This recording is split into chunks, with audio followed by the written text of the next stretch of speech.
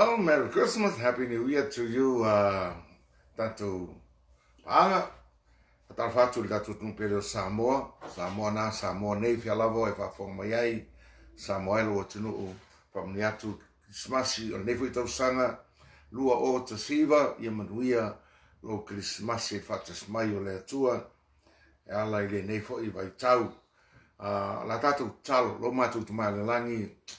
Matu sa ini malo ya te o ne foi proclama ne aso matu loa to masina ne to sanga matu wanga yatu le aso ne fu ina fana mai ai Yesu la matu faola me la vea il tanga sala mai le otio ile ola ai vatu ile vi inga fa mai oe ya cha una Thomas manai me malava le li yalo upumale mana oi samo fa longo ya na la gona le fe au ne Krismasi mo i mātou teito tasi whaafitai rea tua ala i suafa Yesu Keriso lo tātou li whaola. Amene, amene, amene. Tātou tau pune aso o le Kerisimasi fia, Manuia, Merry Christmas, Happy New Year, tātou te wawa atu iai. I le Kerisimasi o le aso whanau o le tātou li whaola o Yesu Keriso.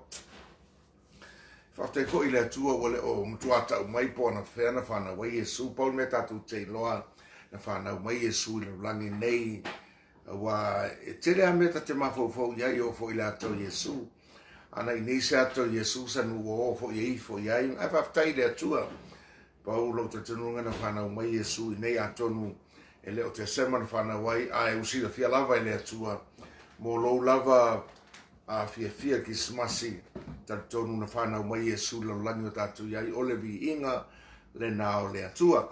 O se aso whanau e se fo i le aso whanau, paule o le aso whanau e. Whanau Yesu, a le se mea alofa e ave mo Yesu. O aso whanau umalava, ka unga ave sau mea alofa mo Yesu, i au tātou. Ia pe se tau anu whai sau mea alofa mo le li o Yesu. Pe ave le whaifi au, pe ave le kalesia. Ia mele inge, ia ua. Kofu ngaka mara mea alofa e. E pero foi atu. Paulo las whanau e whanau Yesu a le mosanga me arofa. Ia e whaftai le atua mo le mafuanga whanau me Yesu. Ina i a tātou le manatu o le isi vi i ai le atua. O tātou matua e mo le tusileu Isaia, o le profeta Isaia, tusi masani Isaia iwa whau peono, a wau whanau mai mo i tātou le tama, o fua ina mai mo i tātou le atalii, e ilo na ua le malo e ngoa foi o ia o le siri ese o le whaipule o le atua malosi o le tamā le whaavavau o le ali ia o le file mo e se tele o nefo iu fiu foi e launga nefo iu pu e whaifo e ne launga i a e fia foi e mai le nei tala tātou te mana natu iai o le whanau mai o Yesu le tātou te loa o Yesu o le atua o Yesu o le whaipule o Yesu o le siri ese o Yesu o le atua o le tamale whaawau so o Yesu na whaamauni ai i o ia o le atua pe tātou wau ni maneu e whesidi po Yesu e o se atua ai o taltonu lava le mau i loa o ia o le atua ai whaitau fo le evangalia Ioane mta upe walu whaitau whai unga lava fo iupu mania le fo upe lima sultolu anga e lalo lima sumalvalu i lunga ifo na fetalai atua Yesu i whanau ai utaia fa mai Yesu ana utou whanau Abrahamo tau te whaia le amio Abrahamo ai whai mai e nā tau e te loa Abrahamo o oi whatoa e whanau nafi ai mai Yesu na o iai ai le iai sa Abrahamo e whamanatu mai a tau e mau o Yesu o ia o le atua na iai fo whanga o mea uma pei ona tātou whaitauina le tuspaia so nei la aso le aso Kerisimasi o nei tau sanga tātou tu e vava ai to ai whai upu lea na walo ina e perfecta o Isaia. Pe no whai atu o le whanau mai Yesu e iai o nei ngō uma ia au te whaonga ina le ngō Yesu o ia o le siri ese. His name is wonderful. E ese a Yesu ia ese mai tangata uma mea uma na whanau lau langi nei. Me mua ese a Yesu. Na paula o tangata e tailo epe moses kaka koe whangau pe Yesu. Whaafe tau sanga na whetala iai le atua ia Satani. Au ne ngalo Satani na whetalai mo iai le atua. Kene se toru whaurusu ma le lima. Mai le atua Satani o te whatupuina le whitanga i a te o lua ma le whawhine, rona winga o tina o Iesu. O lana whanau na tu momolo maulu, whatau nuu lea tūlanga i lunga o Kalivaria i sa taulo, tala Iesu o tau nuu, al whanau le al whanau o Satani e tu momolo muli vai, lona winga lo whalawelawe pe, le venga le tala lei, e o mai lava i lea so, au te mrata watu ia te oe wa umana whaia lea tua, le i ungo Satani, wa to i lalo Satani, o mea whaina musoi Satani, e te whaitautu spaia. So I encourage you, study your word, a whaia le i whaikawinga i le 2019, ia maa ngai alo amaka ngai whaiunga, aura whaakari le amakanga, maa ngai alo amatatu le iunga. So, paula o le whanau lau langi nei, whaafe kausanga, ok, kere vais ngaka, se di mawhoi kausanga ai, le si le mea wa fiu lau langi kau sua se mea ti square red kala lei man whanga o mai e su lakere o mau. Lakere mo paulea o le whanau mai whaafe tausanga. Afatau nu o pean tātou loa le aso na whanau e le ekta ua Christmas. Whanau e le no whanofo i fo i la le atua. God was not sitting there just to wait for Jesus to be born. He organized what you call the altar or the sacrifices, high priest, and le no fo inga la au fai tauranga. O le au fai tauranga fo i ma le au o le ngā ruenga al whianginga tuai. So, tātou te wai whatu muina le atua o teimina se yo o ma teimin sai ruai le i pui pui. Lona winga o i pui pui o le atala valea o Iesu. Ai fai tau le pelu na sfuru purua sfuru o lona tino fo i o le i pui pui lea. Pe mai wa sai ruaina i pui pui. Pe mai o le ia na tu sai fai le ono i nisi le mafia fia. E le sai ruaina mai la lon sai rua mai lunga lona winga. E le o se limo stangata na sai ruai o le awa o le atua. O lona fina ngalo na mafuai na whanau. Ma liu Iesu toi tu mai so ina ua iai Iesu sa taulo. Sai ruaina le ia pui pui o le malu malu ta watu. I le au fai taulanga sili ma le au fai taulanga. Wa le inga latu ngā luenga su en ngā luenga. It is finished wa tau nuu. Wa uma, wa saoloto tātou uru whale me sisiri na pa ia, wa leo toi whaasaina pe o whiangai tuai man tua foi, nā te malamalama i whiangai tuai, wa nā olu whai taulanga siri uru whale me siri na pa ia, e whaatasi le tausanga. Aino wa sairuaina li e pui pui ala malu, whai mai wa tātou saoloto, tātou ala au whai taulanga whaatasi mai Iesu, tātou te tatalo so se mea, tātou te tatalo so se taimi, tātou te le toe avenia tātou taulanga, i le au whai taulanga, por au whai taulanga siri o oe ma o le au whai taulanga whaatasi ma ke wiso sol sautunga lana, whaafta iai le atua le whanau mai o Iesu, o ia o le whai taulanga siri, e leo whaatasi ma arona i mea lor langi al whai taulanga siri i langi.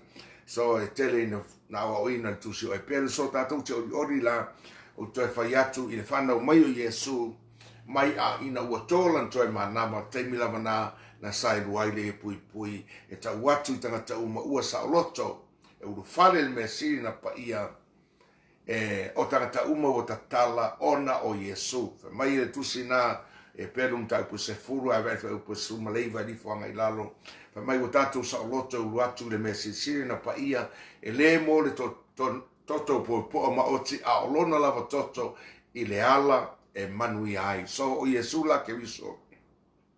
O ia lava na tatalaina, le saolotonga i tātou rufale, i le mea siri na pa ia, wa leo toe whaapitoa, mo se whaitaulanga siri e toa tasi, a o tātou o saoa i le atua e ala i Iesu ke viso, lo tātou li i whaola, so vi ia la le atua, Merry Christmas, Happy New Year. This is why we say Merry Christmas, ia tātou fia mo di. O le whamai lau tātou matua, a wā ua whanau mo i tātou le tamu. Whanau mo oe, whanau moa. Ina wanga sala angelu le whanau mo se angelu. Ai whaitau le yuta na, yuta whaninga, whaupeono, mai o angelu na le taofi lato maru, lo taofia le atua i le toe le ngata wapea fo i lua pe terum ta upu e lua, whaupu e wha, mai o eon, wha o angelu fo ina le taofi lato mamalu, i le mea na lato nofo ai u taofia e le atua, whiriwhiri u a mea sa i o le aso whamsino, but God, praise the Lord, vi ia le atua, ina wanga sala le tangata, lea ua mafuai una Manuia Iesu, lea whai mai saia, a wā ua whanau mo i tātou le tama, e le whanau Iesu mo se angelu, ina wanga sala angeru le whana wa Yesu, ai ina wanga sala Sauni, ang sala Tamas, ang sala fo I ore sa mole whafo mai turo lava, ua whanau le alo le atua. He has a reason to be born. Whanau mai eile mafuanga, silsila mai le atua wanga sala tangata, so he must do something. Amen. So tātou e tupua mea no whanofo o le atua, e rei no whanofo, he declared the birth of Jesus Christ 4,000 years before he actually born. That is significant. Mea ngaka wa his name is wonderful. E se mai ai whanau uma. O tātou e le lopo a whewhanga wai kau make le iwa masinga a o le atua na fola ia. So vi ia la le atua ua whanau mo I tātou le tama. Whanau mai le fine vi ia le atua. It's a blessing for you women that God chose that Jesus was born whanau mai le fine. O lesi lea whamrianga le atua ia tautou tina. Ta pena le atua e ala mai a utou le whaolatanga ua whanau mai I le fine peno Silafia, Maria o le taupou. I mean, Silafia le atua whaafe tau sanga o le whanau mai le fine. Ia le ri. So whamrianga fo ile ate oe tina ua whai oe whamrianga I ainga. So se tina la wana whanau mai ate oe ia tangata lo ainga lo ia ate oe whamrianga a le atua I le rolangi ne because God has chosen you women, you know. E ma whai lava ona whai le atua seisi mea e whaatangata I nai le rolangi a oe lava tina o mamana ua whamani nai oe le atua I lava na manatu mawalalo tama isi taimi ate oe, but you are blessed. You know, whamani eina tina wala waa mai ai because o le winga leo le ngo eva o le ola, life. So you bring life to a family. So vi ia le atua. Whai mai u whanau mo I tātou vi ia le atua u whanau. O le whanau mai Yesu e tusa le leia ma le whanau mai oe ma una whanau mai le fine, but something different. Whai mai ua fōa ina mo I tātou le atari. So that makes a difference. E se ai le whanau mai Yesu, e le ngata na whanau mai, pe ona e whanau, mo whanau, ai na whanau mai o ia, melo na lua ua fōa ina. O le whanau mai e Yesu, o le fōa ia le atua I atua. It's God's giving to you, a gift to you. Le alata ua le aso le Kerisimasi, le ala inkako whai mea lofa. Ia vi ia le atua ui ana le maua Jesus, o tātono fōi. O le nata pena sau mea lofa e ave mo le atua. E ta tau o tātou whai mea lofa. Ia Yesu ilo na whanau mai pe o na e ui a pena whai atu. E ui an tātou le iloa mo I le aso na whanau mai ai. Ai whaftai le atua. Iai fo I le mafuanga o mafuai o na le matuata o tino mai. Le aso na whanau ai le ngata I lea. E le o ia te oe fo I mau se ata o Yesu. Pena whai atu le sias. O ata umai ta te wa iai. E le o se ata o Yesu. O ata tusi ata ngata ia. Ua whai le awa Yesu, whai malonga ulu, ia a me ke mani ai kia la kulisi aso, e se foi aka I le isi mea, e la kulisi whare, e se foi le aka o Yesu. Sa aso manatu panga whapo so waka kia la kulisi whare, e se foi la e aka, e se foi le, ia e whapenga, e le finangalo le atua, e whai loa mai ai tātou sa tau Yesu, ia, ne fo tātou wono whanofo ai nā mai foi le ata, au Yesu la vaia, ma le atua, o le tufa le nganga tātou te tira ma le atua I o tātou nganga. Au nei tātou wifo ni mani fo ua avea ma tupua pe o la e soto au nei tātou whaia se tupua ua tātou te ifo I ai sovi ia la le atua. Peno whai atu. Ia e manga ia aka ia kusi mai wharisam mea. Ai la ia sa ko ngā aka o se yusu mo o aka ang kusi ngā. Ke si dei fo inisi longi ngā la sao lulo Yesu ia. Kere vai ai ia ua le sisinga vai ai. Ai vi ia le atua. Ua whanau mo I tātou le tama. Ua fō ina mo I tātou le atari. Sa moai lua tunu. Last night I was thinking hardly about it, Thomas. I le tāua tele o le walo anga I saia mantua oe. Fitsa lau tau sanga I whanau mo Yesu na toi alanga I perfecta I sai. About 700 anga I saia le en me le wawa whanau mo I tātou le tama. Ua fō ina mo I tātou le atari. Sa moai lasa ufo ai mo le atua I nei tau sanga. Io nistei mi tātou te ai u le atua. Nistei mi tātou. Se o ke musu aru loko e ave sa ukupe loko. Ia e musu la. E no nia ukupe mai le akua. Lalo mga kupanga e le mamarolo. Wa te la ngā o isa mofa me ukera ukupe aru loko. Se whaitau o manuia na wha manuia le atua ia te oe. O tupe na, e leo nia o tupe. langa o tupe whamaile o le tupe means your effort plus time is money. Ai alu whainga ruenga maro malosi whapo whakasi mo ulo kupe. Na ala so mga kupe ngale mo so malosi. Ina so kupe moa. So wala kwa pia mai le kupe mai le kua le kupe mai le tua. No. Toi mafau fau le lei oi ana leile malosi whawhitai le atua. Wai ala whai mai le nei tai au po le huri foi po le alama. Ave ai lau vi ingai le atua. Merry Christmas. Happy to you and say thank you Lord. Whaftai le atua manatu mai a tau. Lea ua whai mai profeta o Isaia. Ua whanau mo I tātou le tama. Ua whua ina mo I tātou le tali. Jesus was born because of you and me. Because it's so that we may becoming alive. Pela tātou whanau longa I nei tai au. So lavi ia la le atua. Ia manuia le Kerisimasi sa mo. Ia ese fo I nei Kerisimasi. I so se Kerisimasi te ave whaatau I nai. Tuito'elau las Kerisimasi. You know, I never, there's no other birthday, the best celebrated birthday is Jesus' birthday. But it's the most hated name on earth. I tell you the truth. Anywhere the name Jesus was mentioned, ika ingaka. But the one and only, the best, the most celebrated birthday is the birthday of Jesus. I said, wa ole, mai kaiming e ola I mo business. E lai spesingisi whare kongo o lo whau mea le rolangi I pesingisi kaiming e Kerisimasi e mau mea I uma ia kampangi Samoa. Au ne vel ne aso maso te manatu ai maua ni au mea ai a vese aso e ke foa ia wai oe le atua alo whaatu le lotua oi vai seisi o fia ai ave ese me ai vai vo seisi e le se kupe ave ese kupe anga lei ai mai alofa ai awa o whanau mai o Yesu whamatus paia wa u whapea lava o na alofa mai o le atua ia te oe mau o ia au moielo na alo e totasi ina ia le whano o e le whano Samoa o le Kerisimasi o le aso o le foai o te manatele ia te oe manatu inisi o le finangalo leo le atua e le manatu le atua e whapelepele lo nalo ai o siri atu ana whapelepele oe mau wa awina mo ia Yesu na langona Yesu whaingata whaatolu na tatalo Yesu e ave esea le ne ipulo na winga o le ipu au wangasala ma wangasala o whae e lunga o le au Yesu mena e vai le pale la e pale Yesu o le pale tutui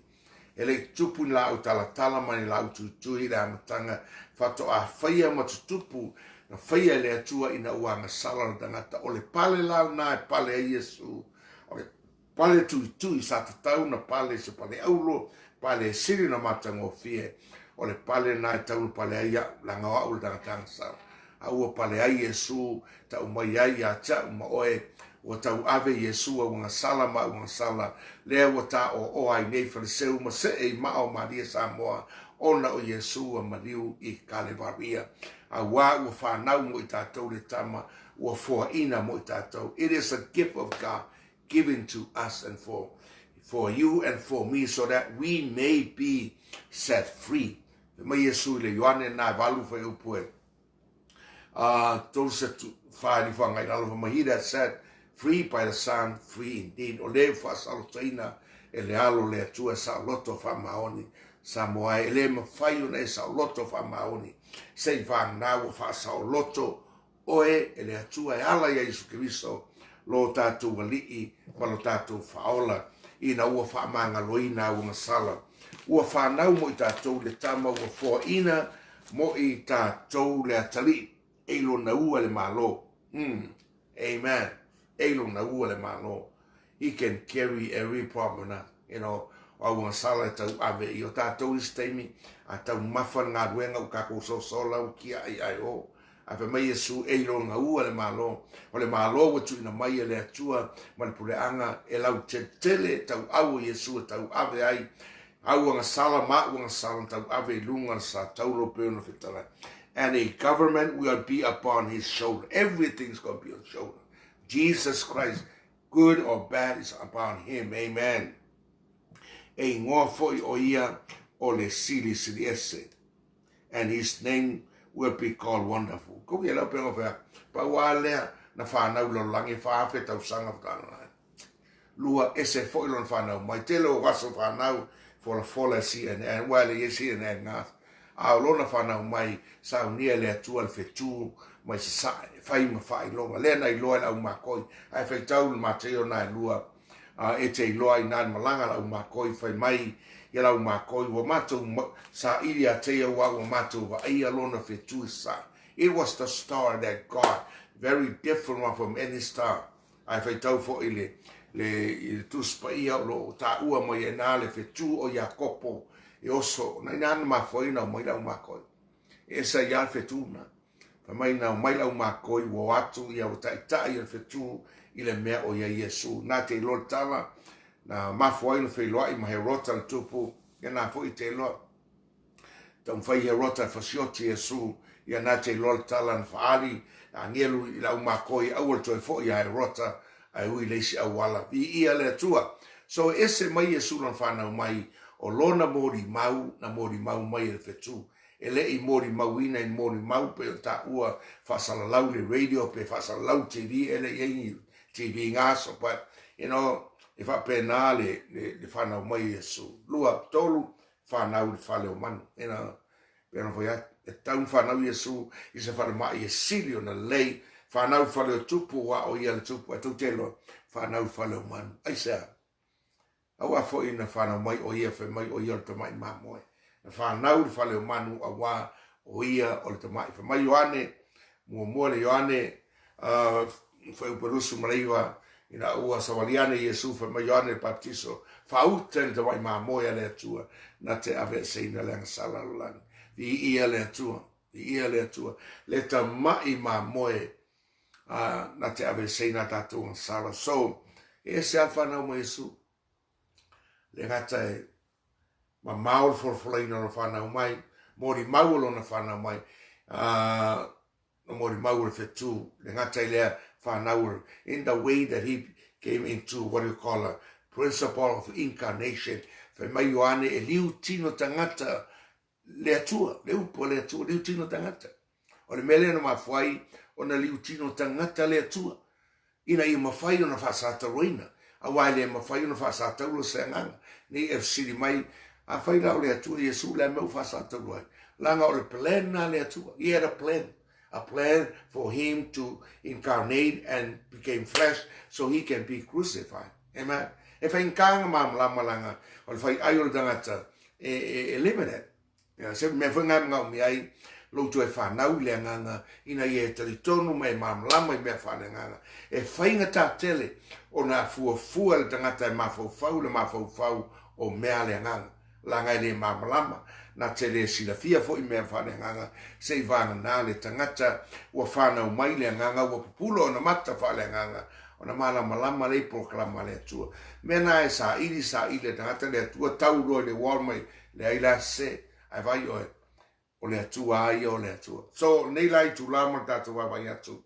E ese le mea whanau mai i le whale o manu. Ai sea, langa uia o te mai mamoe. You know? Whanau mai foi o ia o Yesu e le whanau mai se ainga tau tupu. E mo ia whanau mai le ngawha o tā vita. Ai mata watu ia te oefa. Tā vita. You know, te ro tā vita te ofo i le atua. Wa, mea moni ia ngaso i zātou. E le whangau mai si so ka vika o ngā kanga sala pe ngō kouroa. E le isi ana sala e li, you know, e le whaia ka vika. Ai te ofo, whai tauina tā vita e tupu mai e il tātou whaola, le ngawha o tā vita. Ai whai tau fo i le mātai o mōmua, i le ngawha o Yesu, e te maua intangata, e te manatu e le te tau ona i le ngawha o Yesu. E ofo i a Solomona pe on tā ua mai o le tāne o tamai uria, anyway, mamine, pe sepa. E se ale atua e fa ale atua fo yon manatu o tatou manatu ia te e pu mo lava o tatou manatu amen ia le atua so e ngo fo o ia se a counselor fai pule fa mai mi kala foi tawina mi kam tau pe lima fo pu lua e o atu ile fo yupu e lima so foi tau mangai ro foi ka ku mika mi kam tau pe lima e ngofo o ia o le whaipule. Mai e mika a oe, pe te le ema e wharate i titi oe i le afe o Utah. Ai tupu mai a te oe moa u le na te whai ma whaipule i a Israelu. O lona tupu mai talu mai ana mua, lea talu mai o na po le vavau lava. Ai pe tai tua I lātou e ia se I o I ona po e whanau mai ai o ia, o le a whanau, o na toe foi mai ai lea whanau a Israelu, o e to toi o nauso e tu foi o ia, ma leo ia te I lātou le mana o Iova, ma le mamalu le suafo Iova lo nā tua, o na lātou no nofo mau ai lea a wā o na po ia malu ai, e o I tu a ingo lo langi, e fai foi o ia ma manuia, pe a sau a suria I tonu lau le ele sori ai vi ia le atua so, na walo ia profeta o mika, pe on tātou wawa ai foi, I le walo anga pe ona uman tātou talanoina, I le nei foi tu aso le whanau mai o Iesu lo tātou whaola. Fitsalau mo na tupu tau sanga, fitsalau se fulu mo tupu tau sanga, na walo ia I e mika le whanau mai o Iesu wha mai e a o oe Betelema e Farate, Betelema, le foi whaali e le atua I lau so. Aua tau te matau a matau te au maia ia tau tau tala lei ori einu uma wao le asonei wa whana waile ai o tawita Betelema. Lo tau whaola le ia kis na walo ia I nika le wha maunia le whana umai e sue whaima whai pule ia Israelu mika I lima whai upu e lua a o oe Betelema e Farate e titi oe le afe o yuta ai tupu mai a te oe moau. O lena te whaima whai pule ia Israelu. O lona tupu mai talu mai ana mua ia talu mai o na po o le vavau lava. It's a prophecy. Like I said, this world were thinking things try to discredit the gospel of Jesus Christ and the birth. They could not find anything. All they found was facts and the truth about Jesus Christ. Na whanau mai o ia walo ia fitsalau se frutau sangam toi walau ia hoi mika, e whanau mai Betelema e Farate. Amen. Whanau mai, e sei fwelon whanau mai, tau mai, ai fitsalau tau sanga mo tupu e whanau ia suna tau mai le mea whanau ai.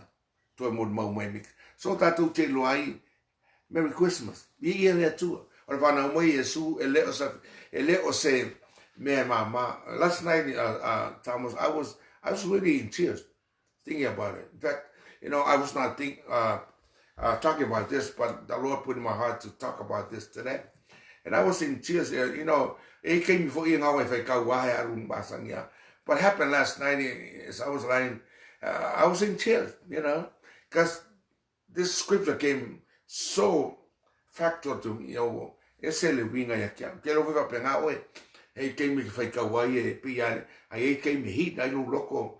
night I was hit by this. But last night I was thinking about broken. And God is listening, God gave me to speak about this, because I never know if I can speak again or whatever. I'm natu mai le atua.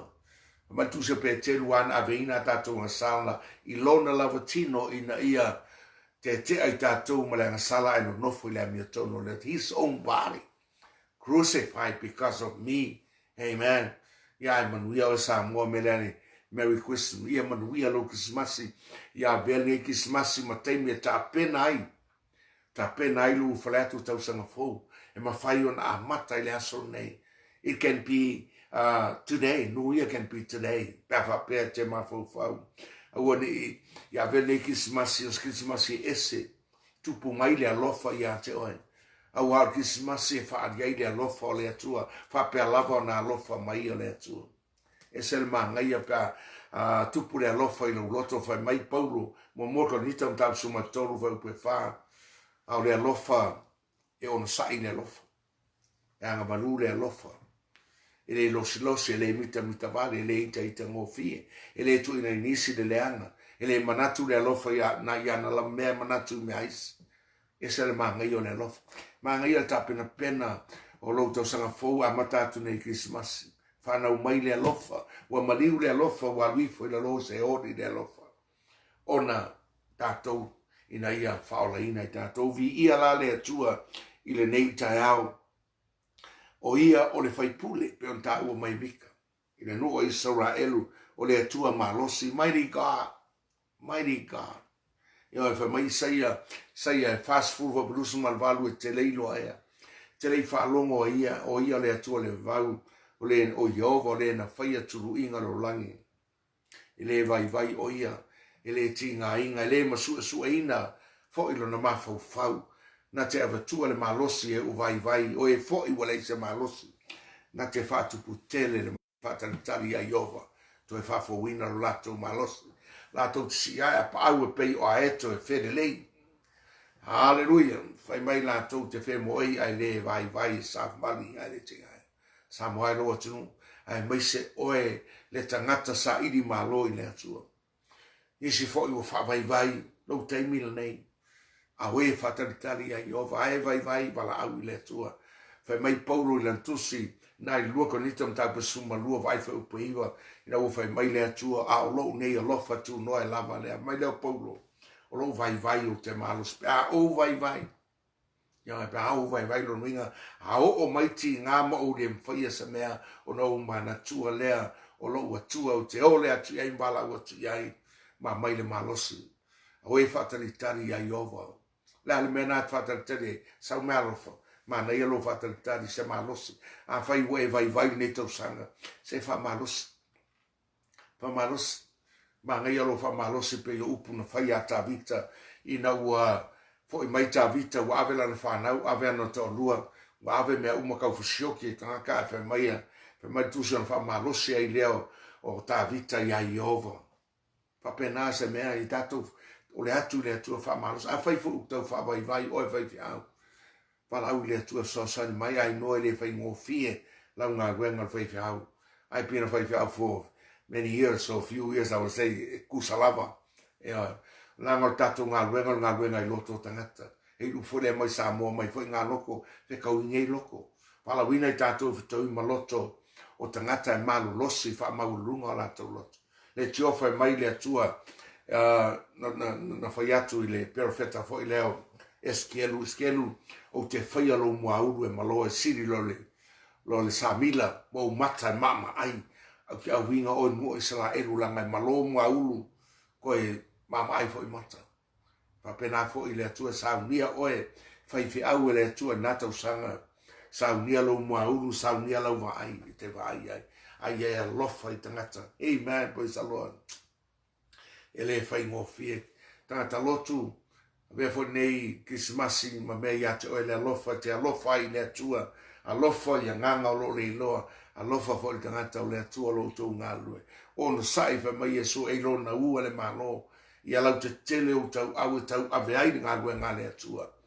Au e te whiu ngōwhie, o lo malosi o tu ina mai e le atua, lo malosi ia te oe.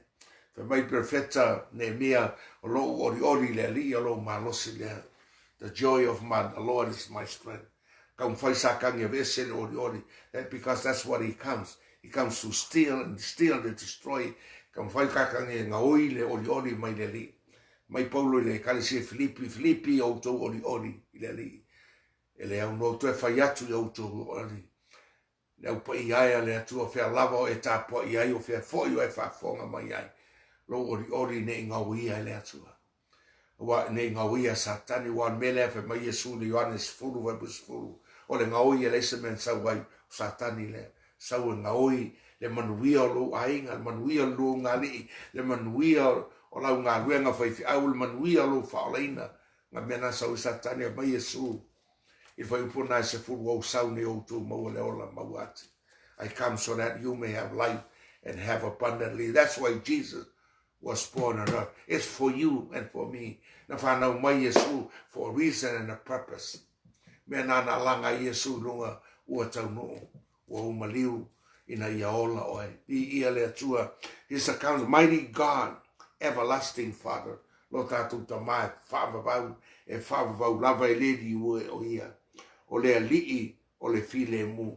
Prince of Peace. Oh, hallelujah, praise the Lord.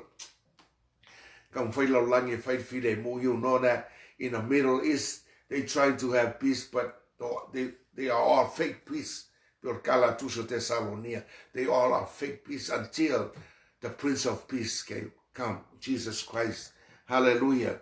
Mai Yesu le Ioana su man fafa po e se fulu e luas fitu o lo manuia ai fa mai fa palangi my peace I give to you not as the world gives I give you let not your heart be troubled au fa ngoa a fo i fa in kapi nei so kupe les kupe la inga fia a fa i fo i lai sau me alofa a le wa mai me alofa le atu ia te le lo fo i pe mo sau me alofa ni Krismasi a fa i le mo that's okay I have a gift from God already amen praise the Lord o me alofa fa mbau o me alofa le mai Krismasi nga le saya uma ya kape but I fa o me alofa le ku o fa na mo tatou le tamo fo ina mo tatou le tari is a son of God given to you.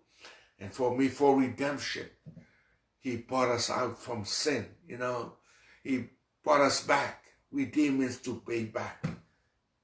Buy back. Fatau mai tātou vi ia le tu aisa. Sa ili le tu pe aisa mea e mawhaina fatau mai tātou nothing. What the liu to fa le tu e langi o totas. Ina ia le whanosetas. Mai la apostole le aise pe pelo lona fo. Le aise ana sala, ele ana sala. Mai lua kon ito tau penima fa blusu matasi a wa oia na le iloa le ana sala. O na whaia lea o ia maa sala o le sui o i tātou. Ina ia vea o i maa umamia tonu le atua. Mea lea uta umamia tonu ina ai tau. Whaola ina lor tangata e tau o le amia tonu le atua. Aisea langa ua taa vea Yesu to tonu e whai mari ima whaola. So he lives in us through the Holy Spirit. O Yesu o lo tātou amia tonu lea. O tātou vavai atu iai ile nei foi. Prince of Peace, oh hallelujah. A whai wale se file mu i a te oe o lo wasol nei. Whai mai Yesu na launga mateo lima whau paiva a mu ia e whatupuina le file mu. A wai a vei la tua whai matali o le atua. Be a son and a daughter of God. Be a peacemaker.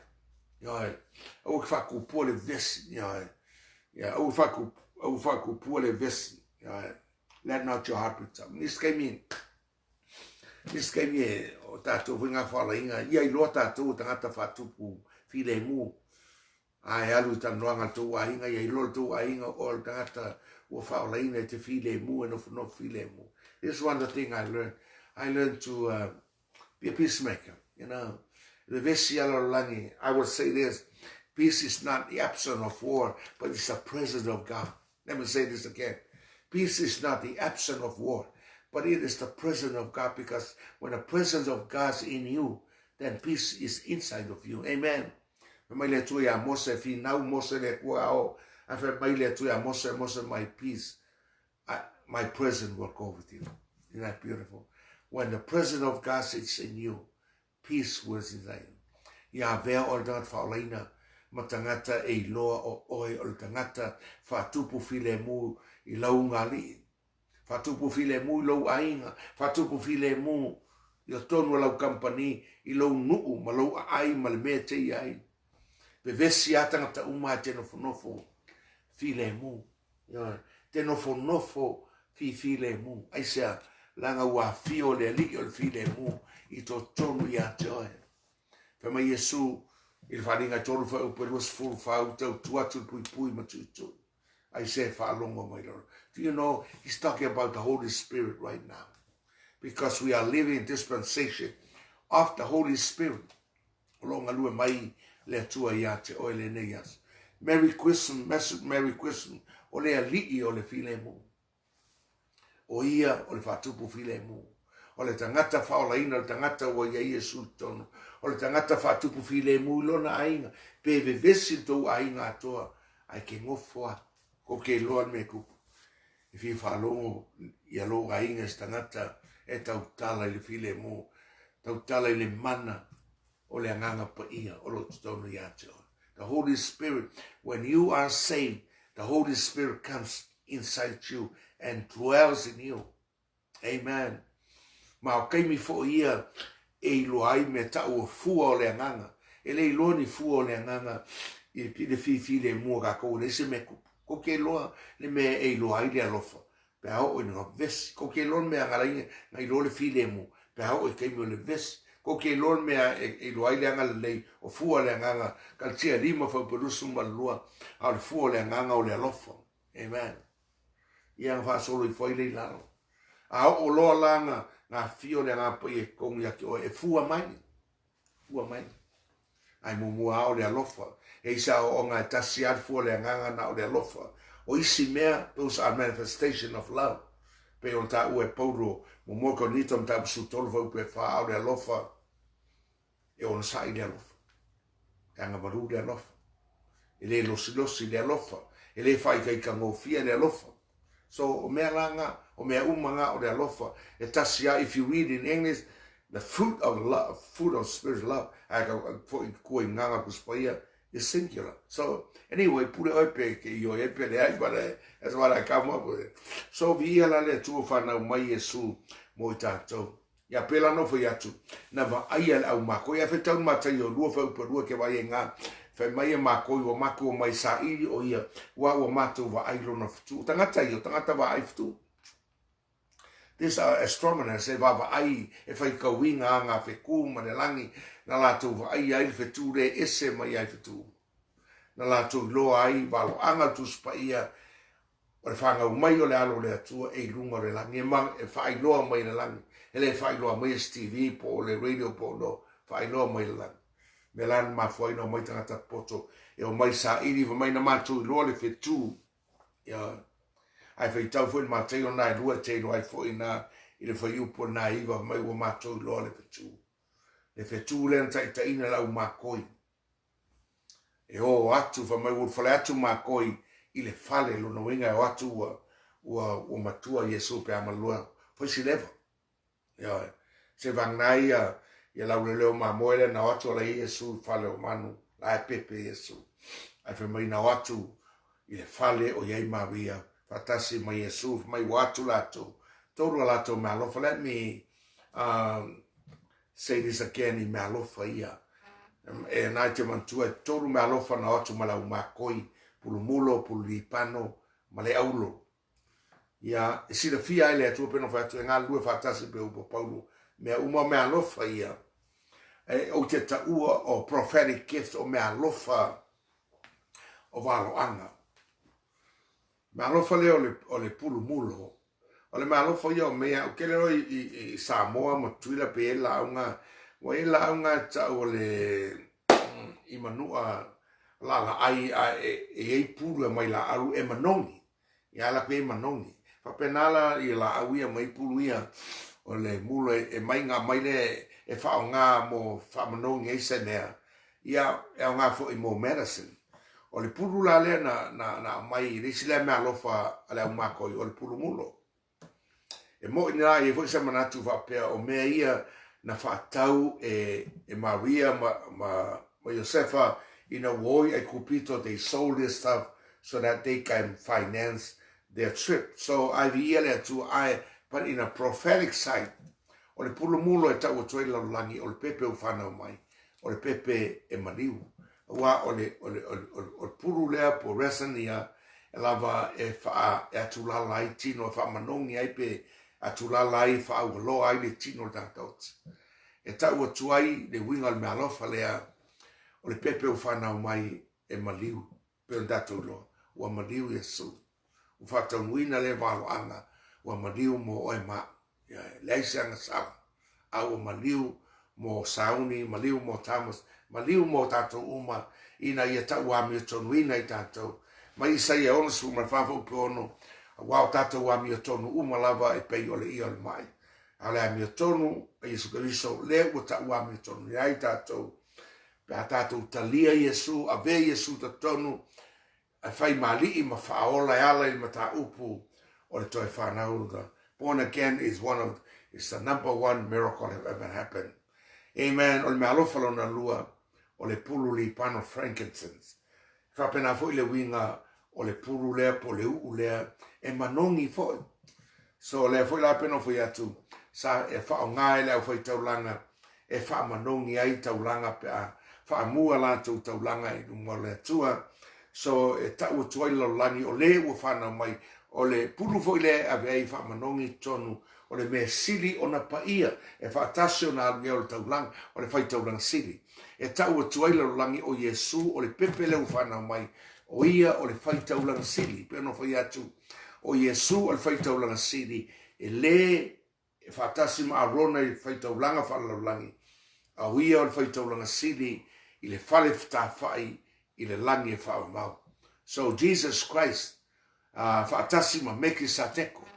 O ia al faitaulanga sili, mea fo ina ana mani wai na alwai le langi, e ave le taulanga ola, pei o na osia, i lona lava toto taua.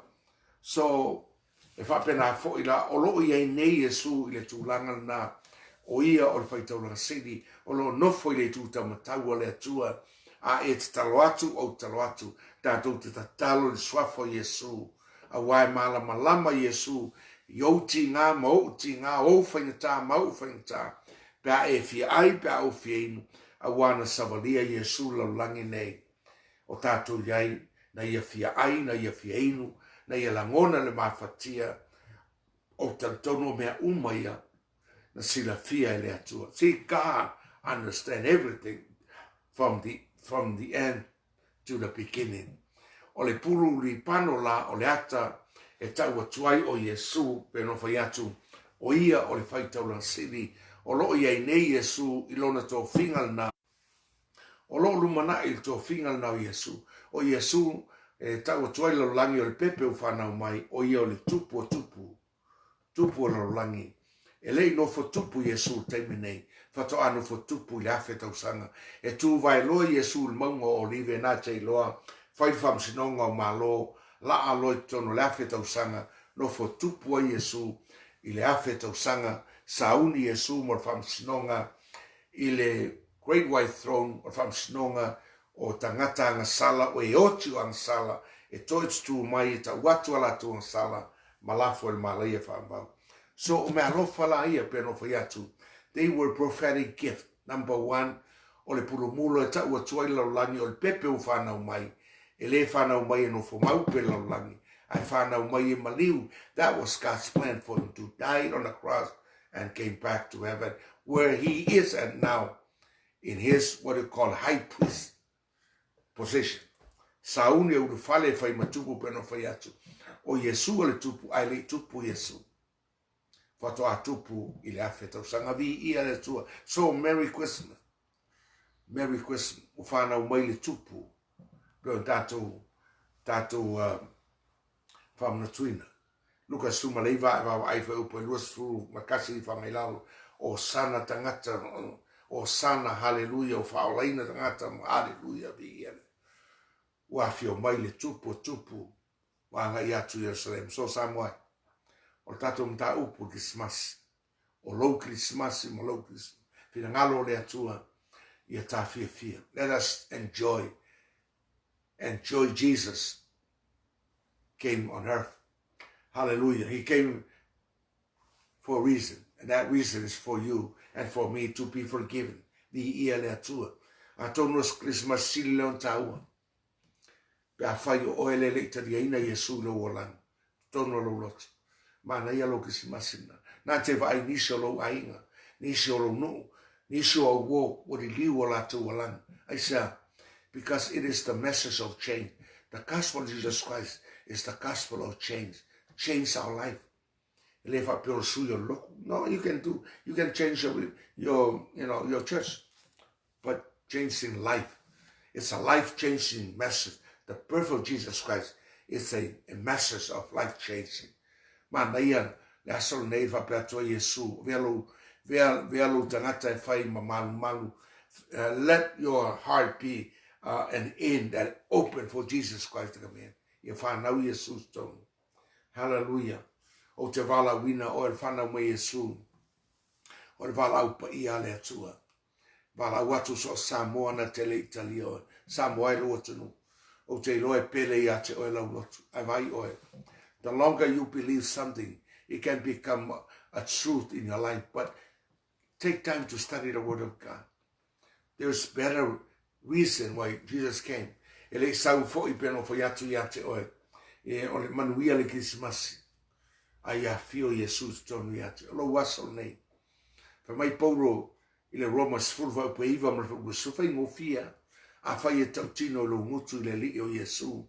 Ma taditonu lo loto to e fatuina mai o ia le atua na ia uote e whaore ina ino. pupu. Lau siri atu, e taratonu o le whanau mai Yesu na whanau mai moa. E taratonu pe o la Isaia o whanau mo i tātou le tau. E taratonu pe o la Isaia o fua ina mo o le atari o fua ina mo. Fua i mai ina ia maliu ai ola o le. E taratonu e na. E taratonu maliu Yesu to e whatu ina mai le atua na ia wata. A whai e taratonu nasa moa. E pupu a whai mai pauru o whaola ina o e. Yoe, tau tino lo ngutu e te i oe mai taratonu na maliu Yesu ma toi tu mai. Iau whaola ina i oe, taratonu lo loto. Wa whai mai was furu. O le Romanas furu wa le loto e taratonu a yo mai le amia tonu. O le ngutu e tau tino a yo mai le oto. I want you to know, a confession in your mouth what's going on in your heart. You accept Jesus as your Lord and Savior. Lo aso lene. A whai o fua i mai Yesu mo e la me tele fua i atua i oe mo le atu. O lo fua i atu oe o se mea lofa e sili launa o tau. A le aisa u mea mwhain fua i, this is the great time for you. Greater time. Then you can give yourself like Jesus give himself mo oe ma. O le a whai talo a whai e te mana o iai mai whape mai pas Sauni. Wau tau tino lo mutu. O taratonu loto na maliu Yesu toi tu mai o na wau tātāsa. Whalolo mai lo lima po whialava o iai, a whalolo atu lo lima tamatau, it's a sign of authority, point of contact, and say to yourself, I believe, and I believe in the power of the Holy Spirit will touch you today, so that you may open your heart, give God a chance. Ave savanoi le atua, o tele mea te ave avanoa iai. La mete le ave aisa manoa. I le ngā pa i o lo tu i ate o i le asone. O se tau sanga manuia nei tau sanga. Aos Kerisimasi e sile o na taua e ori angelu langi. Pe a whai e te i o atu ia Yesu. Mai o le maa moe na sa ili o maua. Whaafuata maamo mai e leo maa moe. Mai o val au o na tua oi wala tu ai ma feinu. Papa foi oli e mano angelo. Luka se fulu manelima. La fanta talo a fai te mana o ia Yesu e urfale atu lo loto. Lo wasol nei. Pe alfana o mai o Yesu o le mea lofa mo o e te ave mea lofai o e mo le ni. Le asol nei. Lo matou te mai o langi. O te vala watu i ate oe. E le lava te leo lo langi e lilo aistasi i ate oe. You are the God that watching over us at every moment, every move, every Samoan, every person on earth. Wala watu ia te oe le rie. Where see the fear se Samoa te talatulo na loto ia te oe. Se te maa se tina se atali i po se api. Pamore mole Yesu. Ulu fale ilo na loto u te ilo le melena e fio mai ai. Mai luka wau saula te lio tangata sa ili ma faola lena. Whaolaina so se Samoa, i le suafo Yesu ke viso i lo umaliu, tanu mia toi tu mai. Wa vea matangata manu malo. Talo foi ai Samoa solo muri i tua, ia e toi au maia i a te oe lo matou alii, i le taimi o le whamna tuina o lo whanau le ulangi. Ia vi ia oe. Whamnuia Samoa so se mea o whaafonga mai ai Samoa mai moa mai ai. Lo matou ta mai leo se proclama na o se proclama.